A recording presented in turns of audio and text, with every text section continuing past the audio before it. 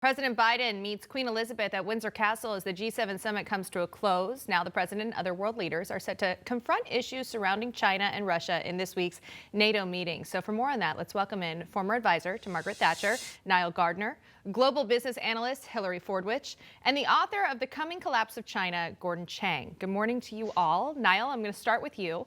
The royal family was very active during this year's G7 summit. Prince Charles addressing the leaders about sustainable markets initiatives and the Queen attending a reception with the G7 leaders and their spouses.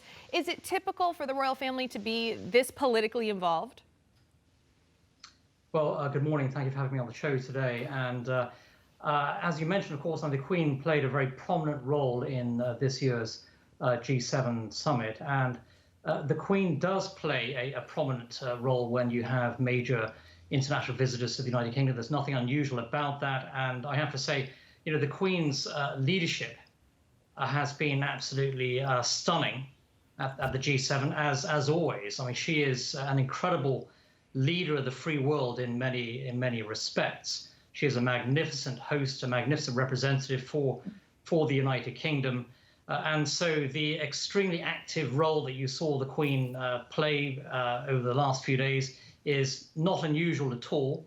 And it's a testament, of course, to her tremendous leadership ability. And also the fact that she very charmingly hosted Joe Biden at Windsor Castle, even though Joe Biden has a track record in the past of being very sympathetic towards Irish nationalism. He has not been a supporter of the monarchy at all. Joe Biden is not exactly the most popular figure in Great Britain at this moment for many reasons. But the Queen will always host international leaders with tremendous grace and charm, and she did so, of course, this weekend. And President Biden, yes. Oops, sorry, not to cut you off. President Biden did talk about that meeting with the Queen. Let's take a quick listen to that.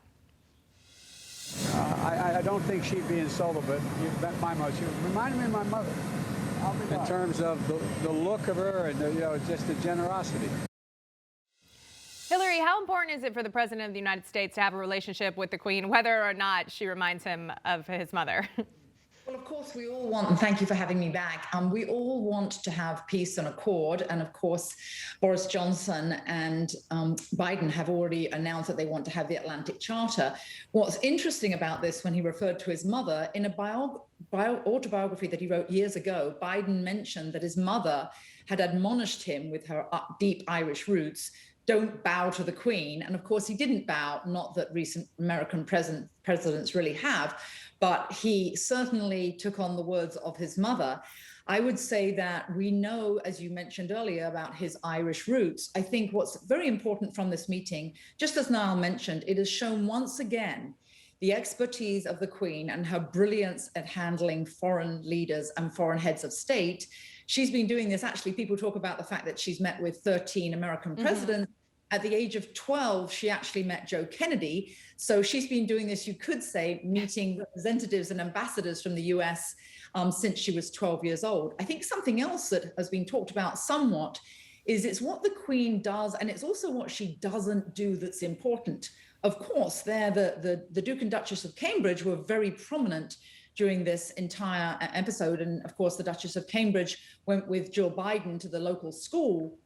Notice this has certainly put a couple of other people out of the picture. And I think there's this ongoing lawsuit from Prince Harry against the BBC. The Queen has not stood by her grandson, and that tells you a lot. Okay, so switching off of the Queen for now, Gordon, during the summit, some big news was the world leaders vowing to confront China over the origins of the coronavirus. Do you think we will actually get transparency from China over this issue now?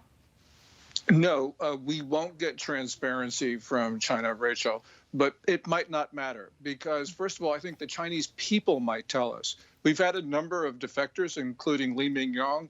I think that probably will be others. Also, I think we're going to be moving from a lab leak theory to looking at the genome itself. A number of virologists have said there's evidence of splicing. Once you have evidence of splicing, it's obvious that this did come from a lab. And because of that, I think that's the direction we're going, and we're going to see real costs on China. Not now, but eventually, because it'll become evident that this was a biological weapon that got out of the lab.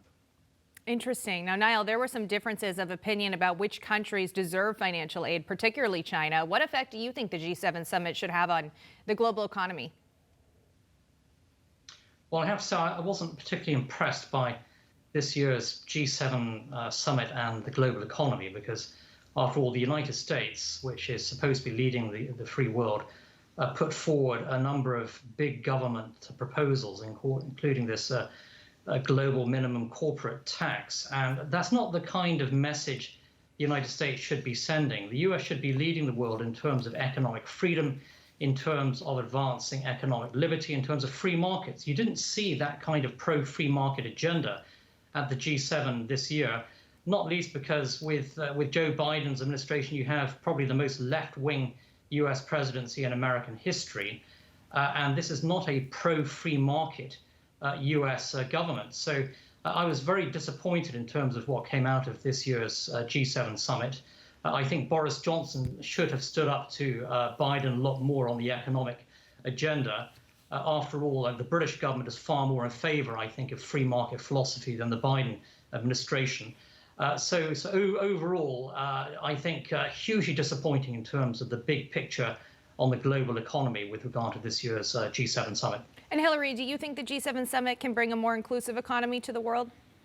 Well, I wish that it would. I think it's a lot more words than it is actions, and actions speak far louder. Notice there was absolutely no mention whatsoever of the 184 coal mines being constructed right now in China. So they might waffle on about the global economy and climate change, and that's what they're worried about. And what is it? Biden said that it was the greatest threat to the U.S.